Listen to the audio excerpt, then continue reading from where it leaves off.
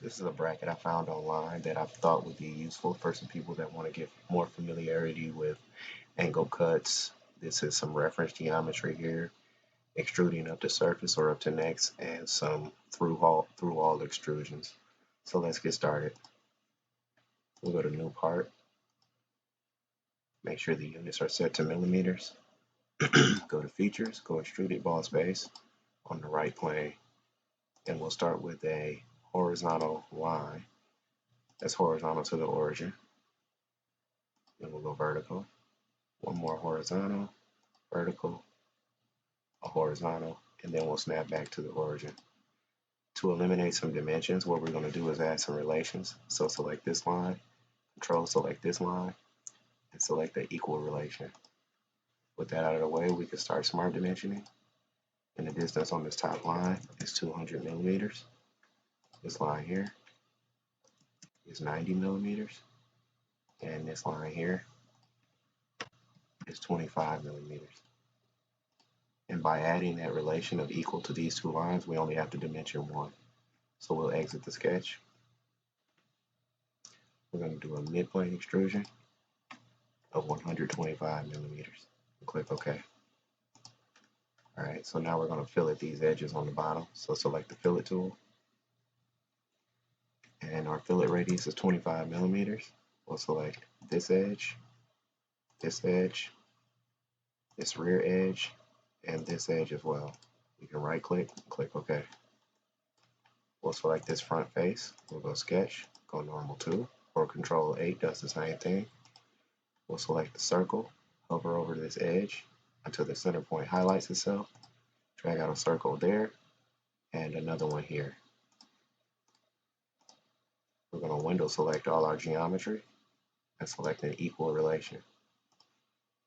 We'll grab a smart dimension, and the diameter is 24 millimeters. We'll go to features, we'll go extruded cut, and set the end condition to through wall, but up to next works as well. We'll select this top face, go sketch, and go normal 2. And instead of grabbing a circle from the ribbon, we're going to hit the S shortcut key, and it gives you a list of the common commands. We'll select the circle, hover over this edge. When the center point highlights, drag out a circle. And we're going to draw another circle on this side as well.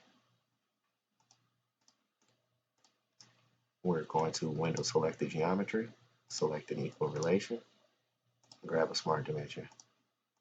And the diameter of these circles is 24 millimeters as well.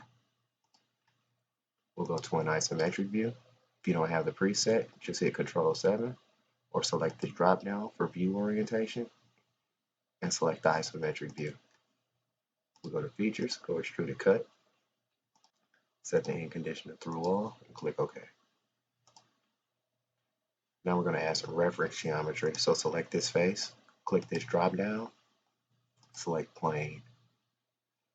In the second reference box, you want to select this edge right here. Click in this angle box to activate it and enter 45 degrees. As you can see, we have our 45 degrees, but it's going in the wrong direction. Select flip offset. The reference geometry is fully defined, so you click OK. You select this plane, you go sketch and normal 2 or control 8. We'll grab a circle and try to keep it vertical with the origin. If not, we'll just add a relation. We drag out a circle. The smart dimension on that circle is 80 millimeters. And the distance from the origin is 75 millimeters. So now we're going to select the origin, control select the center point of the circle, give it a vertical relation. Hit the S shortcut key, select the line, hover over the circle until you get the quadrant point, and drag out a vertical line, then a horizontal, and another vertical that connects to the quadrant point. We're going to trim this arc right there. And from here, we'll go isometric view. Go to features, go extruded ball space, flip this direction. We'll select up to surface and select this surface. And there's our geometry. So we're going to click this plane and hide it because it's no longer needed. So we'll select this face, go sketch, go normal 2, hit the S shortcut key, and select the circle.